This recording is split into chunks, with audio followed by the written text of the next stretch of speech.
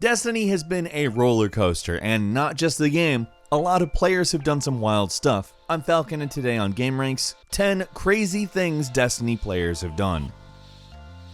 Number 10, a couple of game developers got engaged on Destiny. They were out playing a co-op match, and with some custom items and an emote that Bungie made specifically for them, Adriel Wallach asked her boyfriend Rami Ismail, who by the way is one of the developers on Nuclear Throne, to get married, and guess what? While out on that game, she proposed. And I mean, who's gonna say no to that?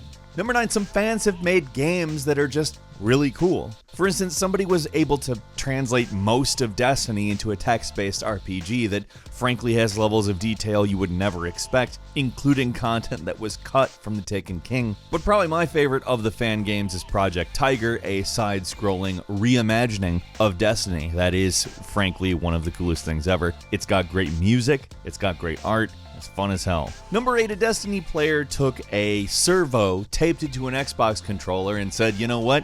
I'm done playing this game. I'm not doing it anymore. Well, not totally quitting, but he really didn't want to do all the leveling up. So these servos alternately shoot and punch, and he positions his character to just repeatedly kill Hive on Ocean of Storms. And it works. I don't know how it works, but frankly it's pretty cool. It's not really an exploit in any way, it's kind of a little machine. He calls it the Auto Punch Bro, and good on him. Number 7, a Destiny player that had cancer. Pretty serious cancer, who was in the middle of cancer treatment, actually got a streamer to help him get to the lighthouse, which, if you're not familiar, requires a flawless victory, 9 wins, 0 losses, during PvP at Trials of Osiris. Dr. Lupo, a Twitch streamer, actually helped him get through it because he had difficulty with becoming nauseous in the more intense parts of the game. Unfortunately, not too long after, the Destiny player by the name of Mike succumbed to his cancer. Dr. Lupo raised money for Mike's family because obviously that was not the outcome everybody wanted, especially Mike, who believed he was going to fight it to the end, and really that attitude is what you need in order to fight it to the end, to get past it, to move on.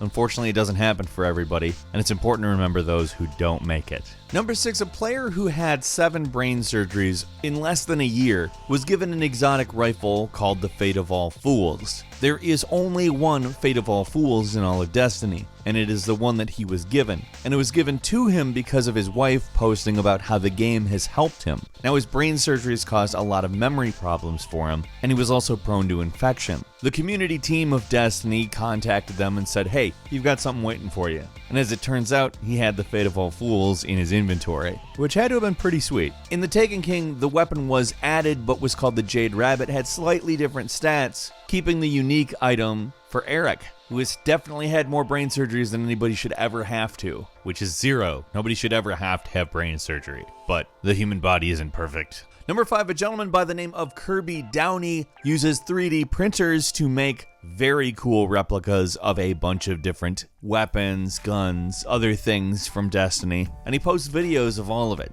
He's done everything from the Thunderlord to a little thorn that actually works as a means to encase an airsoft gun so you can actually shoot airsoft pellets from it. He's done little axes, various props, and even the ghost. Frankly, his channel is cool as hell. And if you're interested in 3D printing as well as actual useful information regarding it, I'd highly recommend checking it out. Number 4, somebody made an anime intro to Destiny, meaning they got a pretty serious metal song and depicted a bunch of action scenes along with profiles of the characters zooming in and out with Japanese text all over the place. Yes, there's a lot of other tropes that I didn't say, but I frankly don't want to sit here and detail exactly what is in an anime intro, and I think that they're fun to make of various different properties, especially things that aren't Japanese, because they give you a little bit of that feeling of what it would be like if they were. Not necessarily entirely, but it's just something cool that demonstrates the difference between Western fiction and Japanese fiction by kind of combining the two.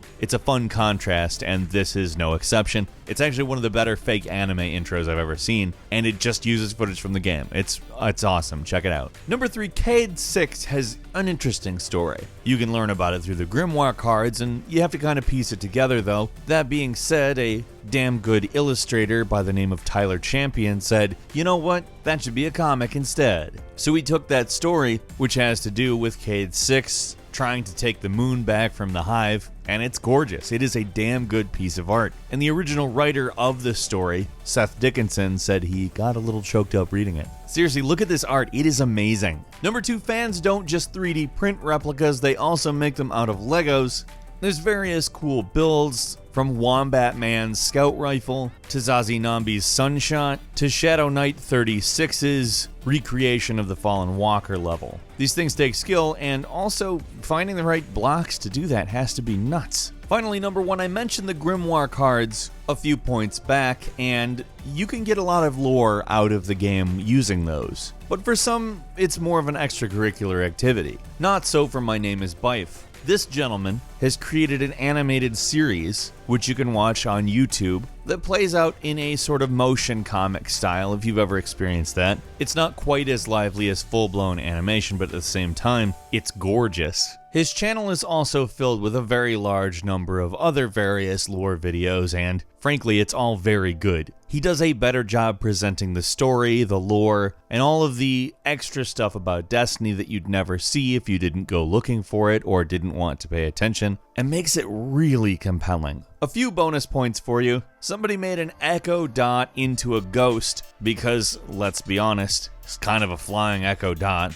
Let's not kid ourselves, it's much cooler as a Destiny ghost than it is a little hockey puck on your table. Another thing a Destiny fan did was replace all of the sounds in the game with his own voice. You know, like making reload sounds and shooting sounds. It's hilarious. There's a video of it. It's the funniest thing. Watch it. And finally, a streamer by the name of Lucient Beam takes low-level Destiny players on a raid or two and just ends up playing with them and talking with them. And she came across an old man who was playing the game. He was retired. His family had passed away. His wife, his kid, they're all gone. So what he does is play Destiny. He shared a lot of his life story with her, and it's frankly one of the most amazing things you're going to see in gaming. One of those times when you really know, hey, this is more than just walking around and shooting virtual alien things. It's something good. Do you have any crazy Destiny stories? Share them with us in the comments. If you enjoyed this video, please click like, and if you're not subscribed, now would be a great time to do so. We upload brand new videos every single day of the week, and the best way to see them first is, of course, a subscription. As always, we thank you very much for watching this video. I'm Falcon. You can follow me on Twitter @FalconTheHero, and we'll see you next time right here on gameranx.